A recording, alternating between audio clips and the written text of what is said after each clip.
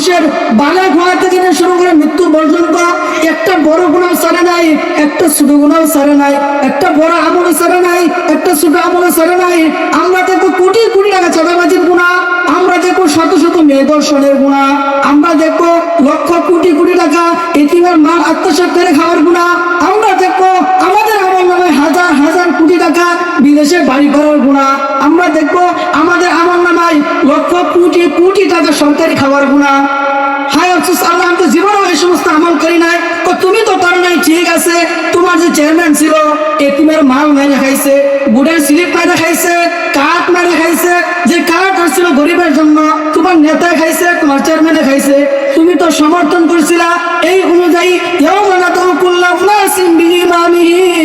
তোমার নেতা যেই দিকে যাইতেছে তুমিও সেই দিকে যাও।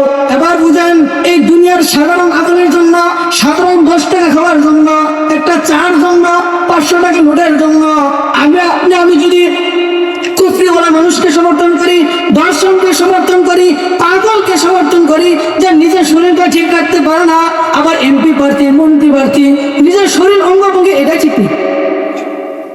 কোনটা হারাম কোনটা হারাম এই খাবারটা পর্যন্ত ঠিক নাই। আমরা থেকে এমপি মন্ত্রী প্রার্থী বানায় আসছি। আমার জানা আছে ব্যক্তিরা শত শত কোটি টাকা দর্শন করে রাখাইছে, শত শত কোটি টাকা চাঁদাবাজি করে রাখাইছে, এতে যে আমি সমর্থন করলাম। অথচ আমি একজন কেন সমর্থন করলাম? মনের চাহিদা। হয়তো কোনোদিন একটা চা খাইছিলাম, অন্যথায় 500 টাকা খাইছিলাম, এই জন্য ওই নির্বাচনের আগের দিন রাত্রে 500 টাকা দিছিল, এই জন্য আমার ভোটটা দিয়ে দিচ্ছে। ভোট দেওয়ার পরে বাকি 5 বছর আমি জীবনেও তার কাছ থেকে 10 টাকা খাই নাই। অথচ আমি যখন আমল নামা পাবো লক্ষ কোটি কোটি টাকা খাওয়ার গুনাহ। আফসোস আল্লাহ, আমি জীবনেও খাই না। আমি ভালো মানুষ ছিলাম, গ্রামের 500 নামাজি ছিলাম, গ্রামের হাসি সব ছিলাম, দিনে 5 বার নামাজ পড়তাম, সারাদিন কৃষিকাজে কাজ করতাম। আমি তো এই কাজ জীবনেও করি নাই। ফেরেশতারা কি বলবে? তুমি তো করো নাই, ভালো মানুষ। তো তোমার নেতা যে করছে, নেতার গুণের ভাগ কিছু নাও, কেন নিবা না? নেতার কাছ থেকে 500 টাকা নিছো, নেতার কাছ থেকে চা খাইছো, নেতার কাছ থেকে সমর্থন নিছো, আর নেতার কাছ থেকে তুমি অন্যায় করার পরেও যখন নেতার কাছে গেছো 500 টাকা খাওয়ার কারণে তোমার পক্ষে রায় দিয়েছে। একজন মাজলুম, তার পক্ষে রায় দেওয়া নাই, তোমার নেতা হওয়ার কারণে তোমার পক্ষে রায় দিচ্ছে। দুনিয়াতে থাকা অবস্থায় নেতার সমস্ত কিছু তুমি বুক করতে পারছো, অথচ আজকে আর বিচারের দিন, আজকে নেতার কিছু বাক নিব না। এটা কি হয়নি? এটা কি হয়? এটা কেন আমরা যাবো না? আমাদের দিলের ভিতরে ইসলাম কায়েমের আশা আকাঙ্ক্ষা কেন থাকবে? রাসূল কারীম বলতেছেন, যদি তার দিলের ভিতরে ইচ্ছা আকাঙ্ক্ষা ছাড়া দেশটা মুসলিম রাষ্ট্র হোক, এই চাহিদা ছাড়া সে মারা যায়, তো কোন অবস্থায় মারা গেল, কাফের হয়ে মারা গেল না মুশরিক হয়ে মারা গেল, আমার দেখার বিষয় না। এবার বাবা, আপনি আমি সকলেই আমল করি বা না করি, আমল করি বা না করি, যদি আপনাকে আমাকে প্রশ্ন করা হয় কিন্তু মৃত্যুর পরে কোথায় যেতে চাও, তো অবশ্যই সকলেই বলি আমি জান্নাত যেতে চাই, জান্নাত ছাড়া আমি কোথাও যেতে চাই না। এবার যদি আমি জান্নাতে যেতে চাই, অত আমলের দরকার নাই, বিশাল আমলের দরকার নাই, একটু কাজ করবেন যেন আমার ঈমানটা পরিপূর্ণ নিয়ে আমি কবরে যেতে পারি। আমি কি করতে পারি? আমার ঈমানের মাঝে শিরক না থাকে, আমার ঈমানের মাঝে ভেজাল না থাকে, আমার ঈমানের মাঝে চাঁদাবাজি গুনাহ না থাকে, আমার ঈমানের মাঝে দর্শনের গুনাহ না থাকে, আমার ঈমানের মাঝে সরকারি মাল খাওয়ার গুনাহ না থাকে, আমার ঈমানের মাঝে এতিমের মাল আত্মসাৎ করে খাওয়ার গুনাহ না থাকে, আমার ঈমানের মাঝে পাশের বাড়ির জমি মায়ের খাওয়ার গুনাহ না থাকে, আমার ঈমানের মাঝে জুলুম করি না থাকে। এই জিনিসগুলো মুক্ত অবস্থায় যদি আমি হাসরে মাথা উঠতে পারি এবং আমার নেতা যদি ইসলামিক নেতা থাকে, তাহলে আপনার আমার জন্য নাজাতের ব্যবস্থা আছে। আপনার আমার জন্য কি আছে? নাজাতের ব্যবস্থা আছে। কেমন নাজাতের ব্যবস্থা? ইয়া আইয়াতুহান নাফসুল মুতমাইন্নাহ ইরজিউ ইলা রাব্বিকি রাদিয়াতাম মারদিয়া। আল্লাহ তাআলা হাসরের মাঠে এক পর্যায়ে ডাক দিবেন, ইয়া আইয়াতুহান নাফসুল মুতমাইন্নাহ, হে নফসে মুতমাইন্নার দলেরা, ইরজিউ ইলা রাব্বিকি রাদিয়াতাম মারদিয়া, আজকে তোমরা এদিকে আসো, রাব্বিকি রাদিয়াতাম মারদিয়া, এবং আল্লাহ তাআলা সন্তুষ্টির মাঝে ঢুকে যাও। ইয়া আইয়াতুন নাফসুল মুতমাইন্নাহ, তিনটা ব্যাখ্যা, মুতমাইন্নাহ তিনটা ব্যাখ্যা সহজে বলি। এই মুতমাইন্নাহ, এক নম্বর নফস হইল কি করা? সারাদিন গুনাহ করে ব্যস্ত। আরেক নম্বর নফস হইল যে দিকে গুনাহ বেশি ওই দিকে যায়। আরেকটা নফস হইল কি? যে গুনার ধারে কাছেও যায় না। এই তিনটা নফস, এই তিনটা নফসের মাঝে যে একটা নফস হলো গুনাহ ব্যস্ত, আরেকটা নফস হলো সুবিধাবাজি জিন্দাবাদ।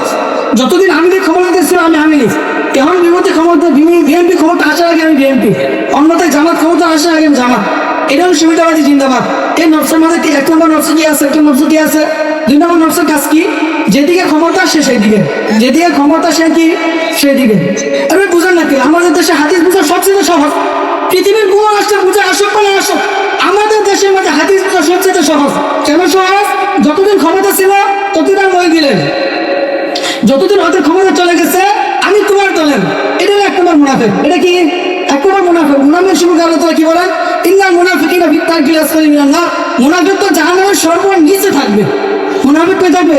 সবচেয়ে নিচের জায়গায় থাকবে। এরপর আল্লাহ কি বলেন? ইয়া আইয়াতুহান নাফসুল মুতমাইন্নাহ ইরজিই ইলা রাব্বিকি রাদিয়াতাম মারদিয়াহ। এ নফসে মুতমাইন্নাহ দলেরা তোমরা আসো, তোমাদের রবের সন্তুষ্টির মাঝে ঢুকে যাও। ফাদখুলি ফি ইবাদি, ফাদখুলি ফি ইবাদি, ফাদখুলি দাখিল হও ইবাদি, আমার সাদেক বান্দাদের মাঝে দাখিল হয়ে যাও।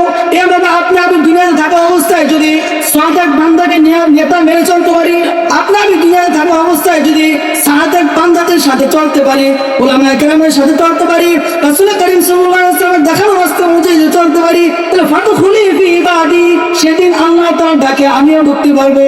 ওয়াদখুলি জান্নাতি, এরপরে জান্নাতে যাও। এরপরে কই যাও? জান্নাতে যাও। তাহলে বোঝা গেল জান্নাতে যাওয়ার জন্য সহজ যে রাস্তাগুলো আছে এর মধ্যে একটা রাস্তা হলো আপনি আমি দুনিয়াতে যে সমস্ত মানুষদেরকে নেতা মানবো, যে সমস্ত মানুষদের কি মানবো? নেতা মানবো। ওই সমস্ত নেতারা যদি জান্নাতে যায় তাদের উসিলা আমিও সহজে যেতে পারবো।